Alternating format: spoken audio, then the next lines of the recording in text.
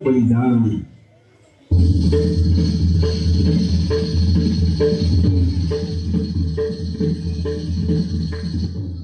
स्वातंत्र्याचे मोल आणि महात्म्य पारतंत्र्य भोगल्याशिवाय कळत नाही. स्वैराचार, भ्रष्टाचार आणि पाश्चात्य संस्कृतीचं अंधानुकरण करणारी अंमली पदार्थाच्या विळक्यात अडकलेली ही तरुण पिढी तिला ना रीतीभातीचं ज्ञान, ना संस्कृतीचा अभिमान, ना राष्ट्रप्रेमाची जाण. आणि या सर्वांचा अभ्यास करूनच आपलं शेजारी राष्ट्र आपल्याकडे दहशतवादी कारवाया घडवून आणतं. या पुण्यभूमीवर जिजाऊंनी सोन्याचा नांगर फिरवून शिवाजी महाराजांच्या स्वराज्याला पहिला अभिषेक छत्रपती दिला. या पुण्यभूमीनं भगव्या ध्वजाची जरा अटके पार पोचवली. या पुण्यभूमीनं क्रांतीवीर लहुजी वस्ताद, वासुदेव बळवंत फडके यांच्या रूपानं सशस्त्र क्रांतीच्या वणव्याची खिडकी पेटवली. त्याच पुण्यभूमीत लोकमान्य टिळकांनी सार्वजनिक गणेशोत्सव, शिवजयंती या माध्यमाने शिक्षण, स्वराज या चतुसूत्रीच्या माध्यमातून आत्मनिर्भरतेची हाक दिली. याच पुण्यभूमीत 1896 साली एकच्या साथीनं वेग निवारण समितीच्या अध्यक्षपदी वॉल्टर चार्ल्स रँड यांची निवड झाली.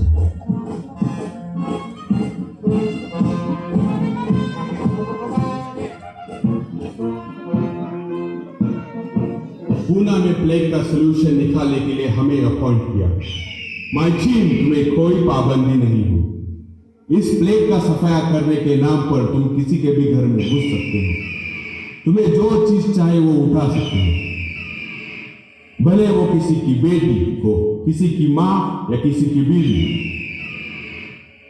तुम्हें कोई रोकने वाला नहीं होगा. इन हिंदुस्तानियों ने बहुत सारा धन अंदर कर रखा. फोड़ दो तिजोरियां और भर दो ब्रिटिश ऑफिसर्स.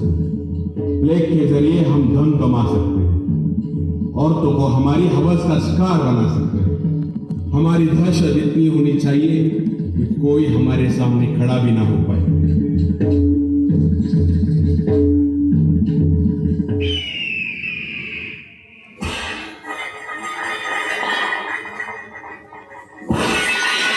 घ्या, घराची झडती घ्या आणि नाही ते सगळं बाहेर काढा.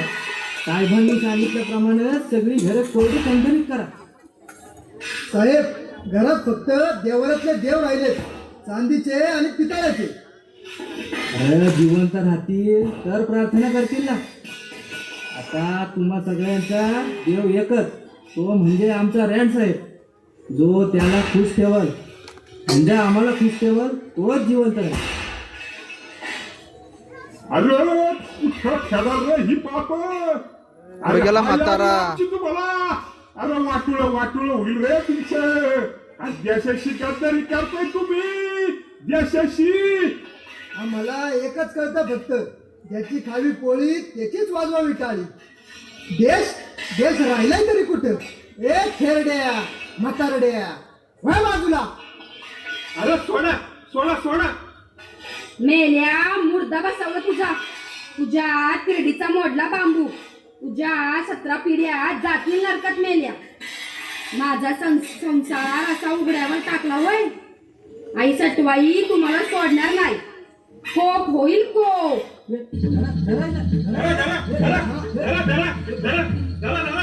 अरे सोडा मला. हमें तुम्हारे टिके तेवर बहुत पसंद है. ये इंडियंस बहुत खूबसूरत होती है. I love it. मुझे ये चाहिए.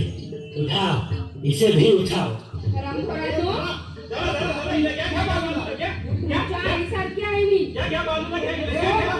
अरे सोडा.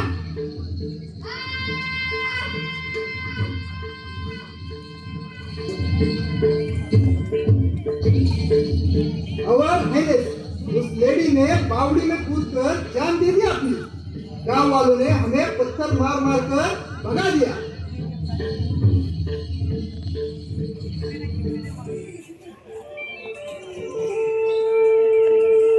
अरे हन्म्या, तुला कळलं का? त्या श्यामाच्या बायकोनं आत्महत्या केली का? या इंग्रजांनी नुसता उच्छाद मारलाय बघ. अरे अनेक स्त्रियांना नासवलंय त्यांनी. याचा असा तू सुटण्याचा मार्ग एकच, आणि तो म्हणजे आत्महत्या. अरे आपल्याला कुणीच वाली राहिलं नाही रे. आपली आर्थ हाक बी कुणाला ऐकू जाईना. खरं नाही का? आता कोणाची वाट बघायची नाही. या समस्येवर उपाय एकच. आज टिळकांच्या मंदिरात व्याख्यान आहे. टिळकांनी वृत्तपत्रातून सरकारचं डोकं ठिकाणावर आहे का अशी सरळ टीका केली. लोकही पेटून उठली. आपल्याला मंदिरात जावंच लागेल. चला चला चला चला चला चला चला चला चला चला चला चला चला.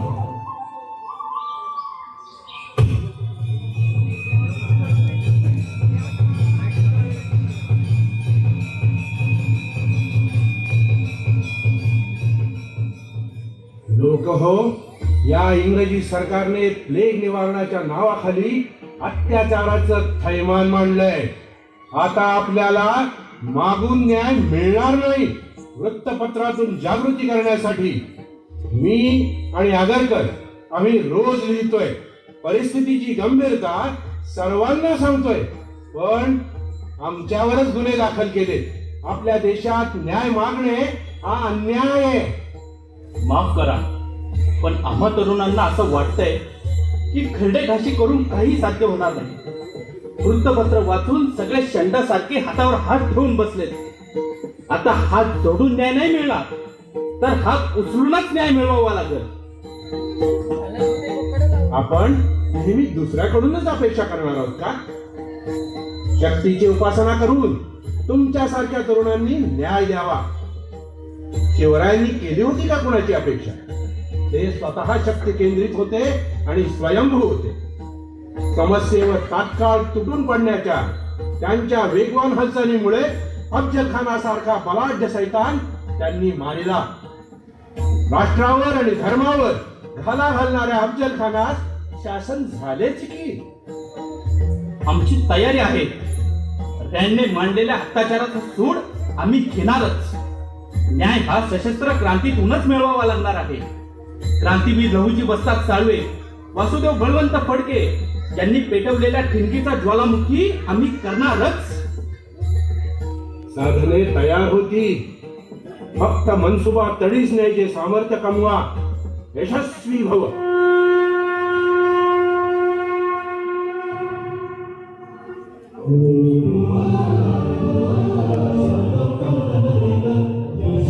आणि सुरू झाली न्याय मिळवण्यासाठी शक्तीची उपासना.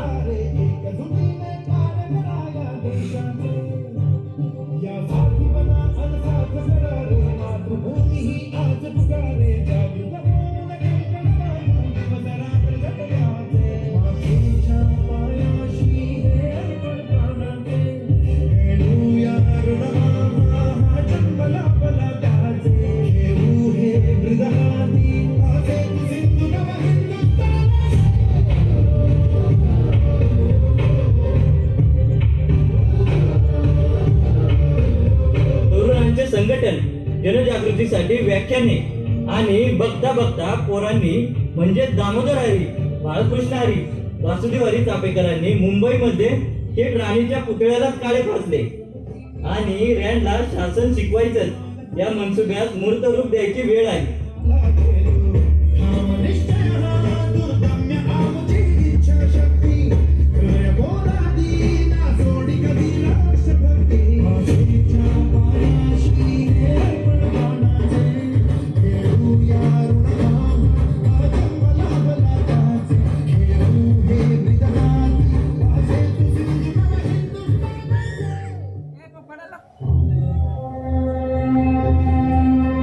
राणीच्या वाढदिवसानिमित्त रँड आणि सर्व अधिकारी मेजवानीत जाणार.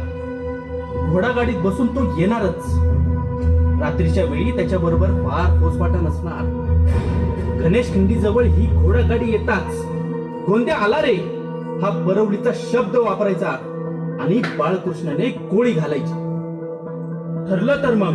हो, ठरलं. मंगलमूर्ती मोरया, गणपती बाप्पा मोरया, छत्रपती शिवाजी महाराज की जय, छत्रपती शिवाजी महाराज की जय. हर हर महादेव, हर हर महादेव. आणि तो ऐतिहासिक दिवस उजाडला. दिवसभर ही सगळी मंडळी पूर्ण तयारी करत होती. काळोख्या रात्री सुरुवात झाली. राणीच्या वाढदिवसाची सागर संगीत मेजवानी मद्याच्या धुंदीत आकंठ बुडाली होती.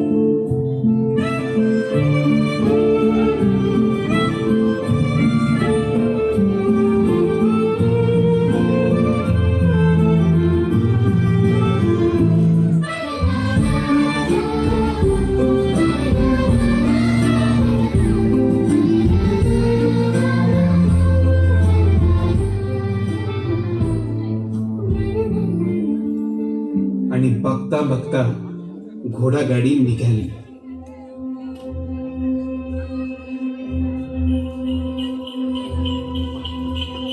कोणते आलं रे कोणते आलं रे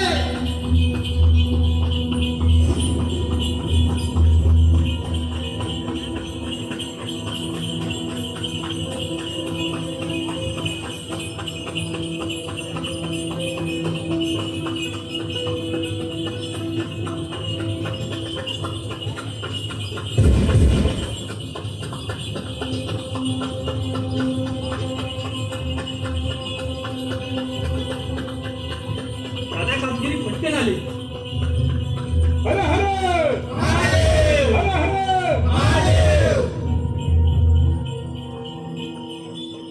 कोणते आलं रे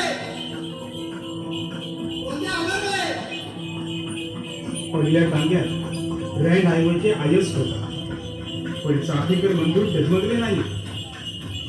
आता नाही तर कधीच नाही.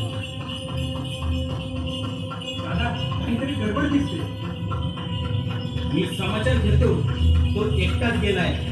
याचही देऊ धाडून सोबतीला.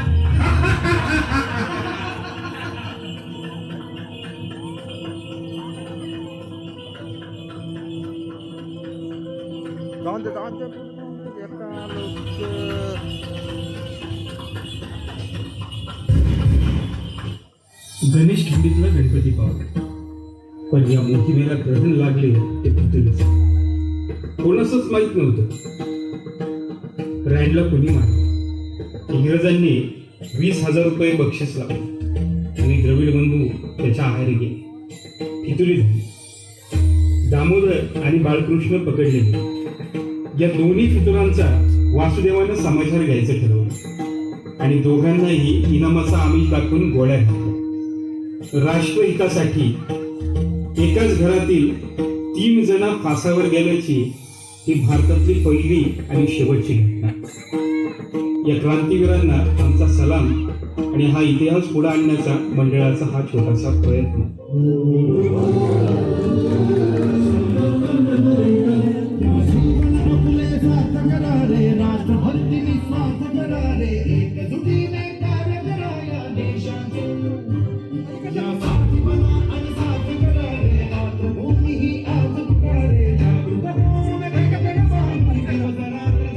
ध्वनी शिवस्पर्श ऑडिओ रेकॉर्डिंग